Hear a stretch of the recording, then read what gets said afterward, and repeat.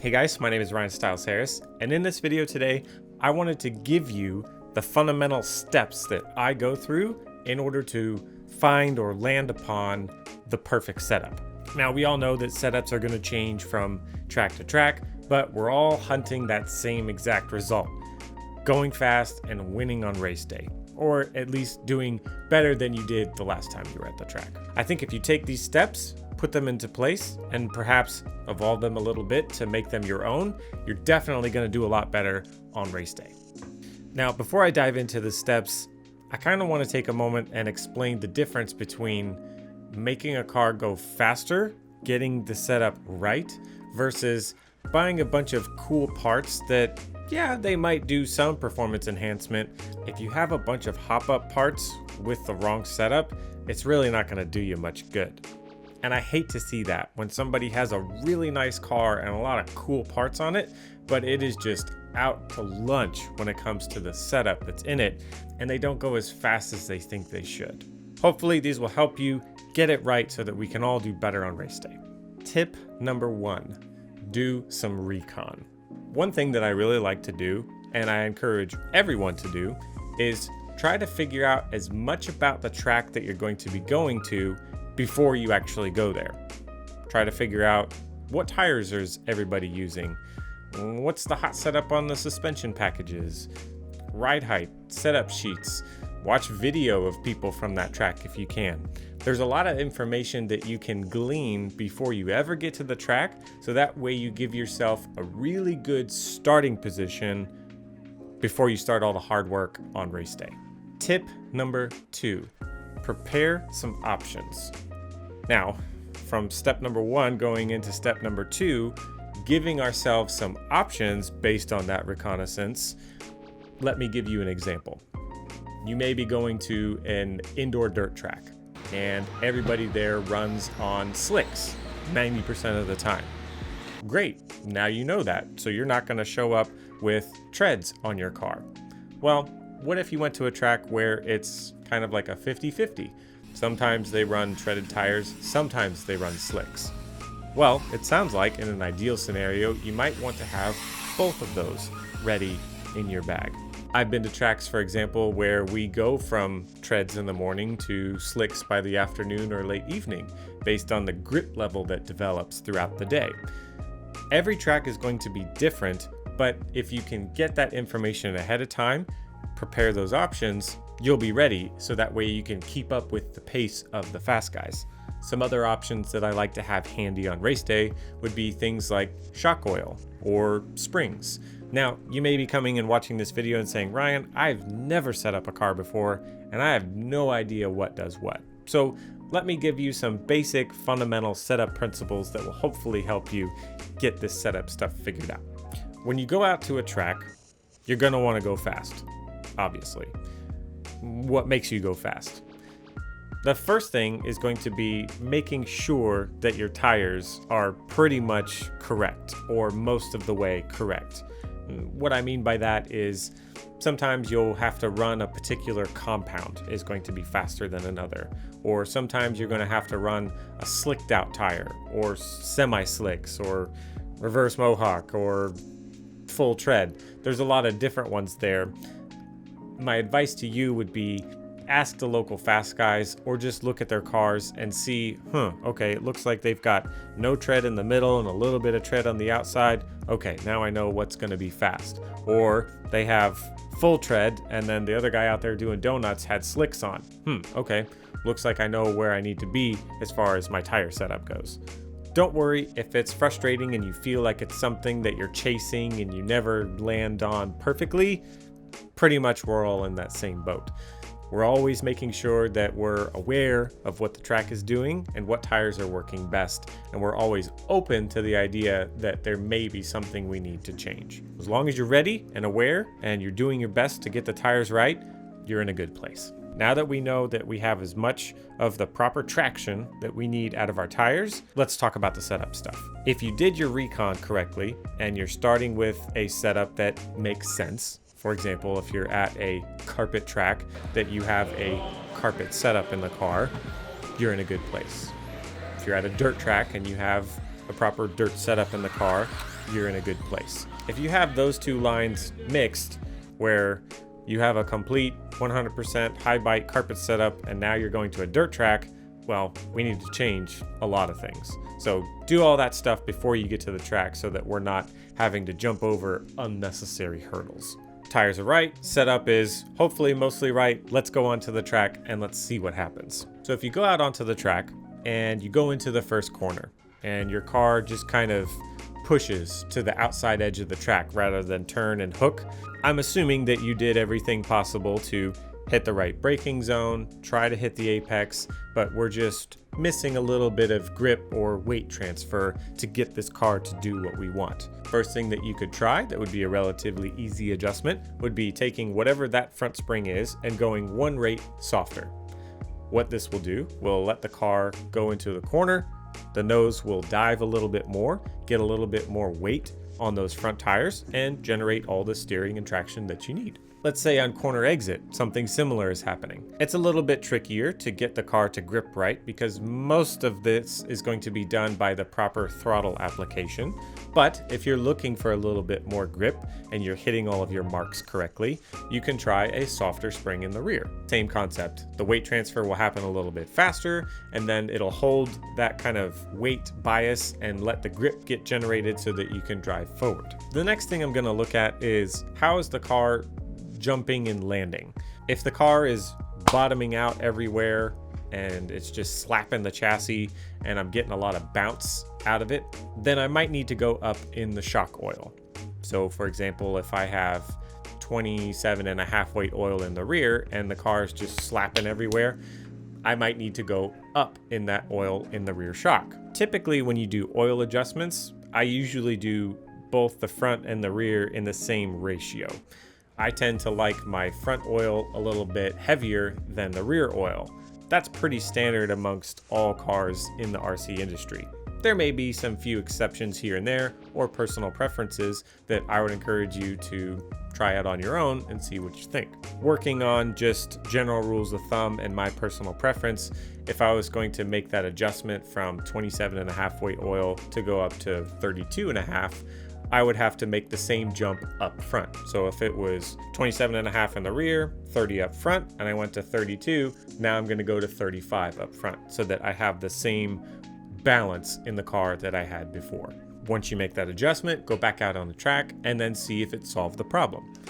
Hopefully now, if you're hitting your marks correctly and you're jumping on the downsides of the jumps and you're hitting them at the proper speed, that this adjustment will be what you wanted. Last piece of kind of like fundamental setup advice would be making sure that your hub heights are set correctly for the particular environment or grip levels that you're experiencing. Depending on the vehicle you may have, how you go about this adjustment may be a little bit different, but what I'm talking about is the hub, the axle height is either lowered or raised in relation to the arm of the vehicle. Now this may sound a little bit technical and hard to understand, but the way I like to think of it is if I'm at a super loose outdoor dirt environment, so super low bite, very little to no traction, I'm going to want to generate as much mechanical grip as I possibly can to help me go faster on the track.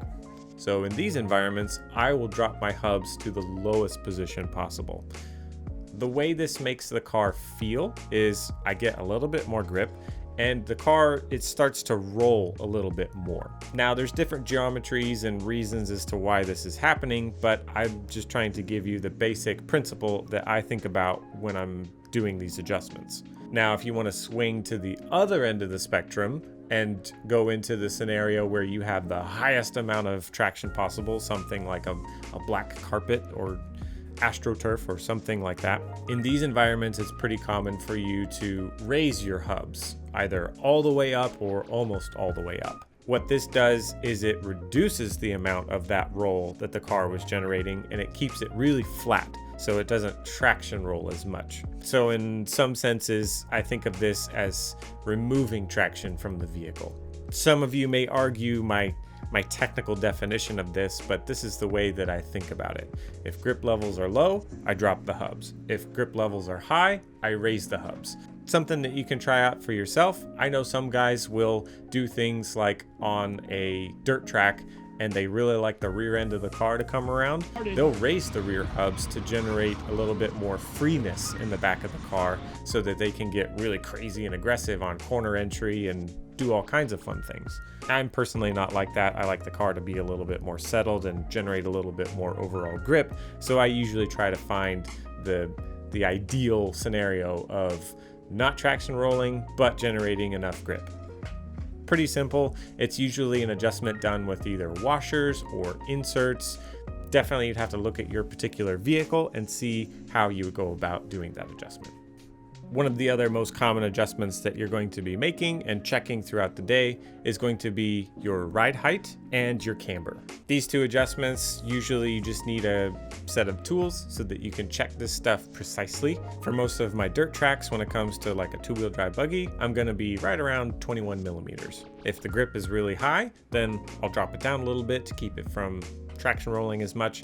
If the grip is a little bit lower or the track is kind of bumpy, I might go up to like 22 or 23. Four wheel is going to be right around 18 millimeters, and then same principles when I'm adjusting it according to the track. Camber, not too tricky. Those are the little camber links, the turnbuckles, with the little tool that you have to turn them forwards or backwards so that you can lean the tires in or stand them up.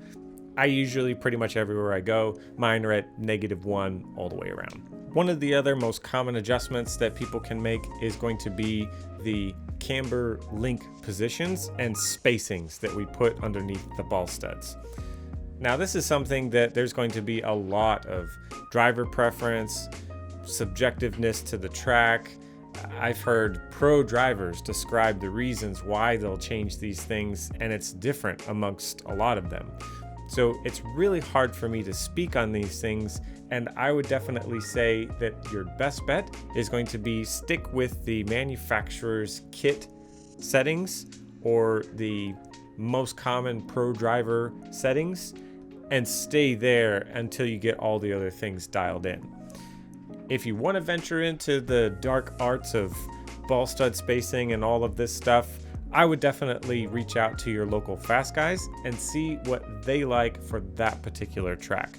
Otherwise, it's really hard for me to speak on that with any level of certainty and general agreement amongst the community. It seems the best definition that I can give of that is largely subjective. So I'd say don't spend too much time worrying about it. Keep it close to the kit manufacturer settings and just work on the other stuff for now. Tip number 3. Now it's time for a shakedown run. As you're getting that initial runtime in at the track, this is what I like to call the shakedown. When you're giving a setup a proper shakedown, you're figuring out the things that work about it and the things that don't work, the things that you need to leave alone and the things that you need to work on. This is something that most of the fast guys are doing pretty much constantly. They're always adjusting and figuring out where they can find more speed in their setup or more consistency or more comfortability. There's a lot of things that we look for in our setups that we will constantly tweak a little bit here and there. Let me give you a scenario of what I would illustrate as the perfect opportunity for a shakedown. If you're getting ready for maybe your first big race weekend, you got a lot of people that are coming in from all over the state or out of state, and there's going to be a lot at stake as far as the competition and everyone involved. Before I go to a race like that, I like to perhaps maybe the week or two prior take my cars to something similar or at the track I'm going to go to and see if I can go through a club race day. And I take the pressure off, and I just know that all I'm there to do is figure out the setup and make sure that my cars are ready for the bigger race soon to come in the future. So I'll do things like change my springs, change my oil, adjust ride heights, camber, shock positions, all with the hopes that I'm going to learn if there's any more corner speed or steering or grip that I can generate with these adjustments. And then I take all of that information with me to the big race event weekend, and I try to be as prepared as possible. So I think that shakedown runs are incredibly important, and I would strongly encourage you not to do them the morning of a big race weekend event where you have no idea if the setup is good or if these are the tires you need to run. I like to get all those things figured out as early as possible, so that way when everything's on the line, I know that I've done everything that I can / should to be prepared. Tip number 4, one at a time. This 4th tip, I definitely need to speak to myself on this one. I'm guilty of it more often than not, where I will make too many changes at one time. And it's really hard to get concrete, consistent evidence as to what is doing what. For example, if I change the oil and the springs at the same time, well, which one did it? Which one solved the problem? Was it really more the oil or was it more the spring? Should I have only done one? I don't know. That's why it's really important that if you can go out to a practice day or just a normal club race weekend and you can test these things in low pressure environments, it's going to be better in the long run. Now it's time for tip number 5. Ask a fast guy. Now after you've made all these adjustments and you feel like the car is in a pretty good place, something that I always like to do and encourage others to do as well is see if there's anyone that you can strike up a conversation with. If they've watched your car for a qualifier or some hot laps in practice, and see what they think. Best case scenario, see if there's a fast guy on the stand and you can say, hey, would you mind driving my car for a couple laps and see what you think? This is something that I do pretty regularly on practice days, where if I'm out there with my fast buddies and we just want to have fun and we're just testing setup stuff, I'll try his car, he tries my car, and then we can learn a lot about, oh, you have those springs and this shock package? Feels really interesting. Then they give you feedback on yours. Sometimes you might find that you're pretty far off base when you thought you were pretty close, and you never would have known unless you asked somebody. Most of the RC community is going to be pretty open and inviting when it comes time to talk about these things. If somebody seems a little bit closed or standoffish, I really wouldn't force the issue. There are some people out there that try to keep things secretive and not share information. To each their own. I'm not going to try and force the issue. So instead, I will race on to see another day. And last but not least, my final tip to you, tip number 6, write it down. Something that I like to do is most of the websites out there for the manufacturers of any particular car that you're running will have a blank setup sheet, usually in PDF format, and you can go ahead and edit it and write stuff down. And that is something that I've been getting a lot better at doing recently. So that way I can kind of see what goes on with the car and I know what I ended on. Too many times I've gone through an entire race weekend, car did really good, and then I never wrote down the setup. And then I rip it all out and go to a different track, and then I kind of go, man, I wish I knew what I did at that track the last time I was there because that setup was really good. And now it's gone. So take the time, go into that PDF file or print it out and write it down on pen and paper and keep a notebook. Whatever works for you, that is definitely going to help you in the long run, because then you'll be able to remember and learn from the things that you're doing along the entire way.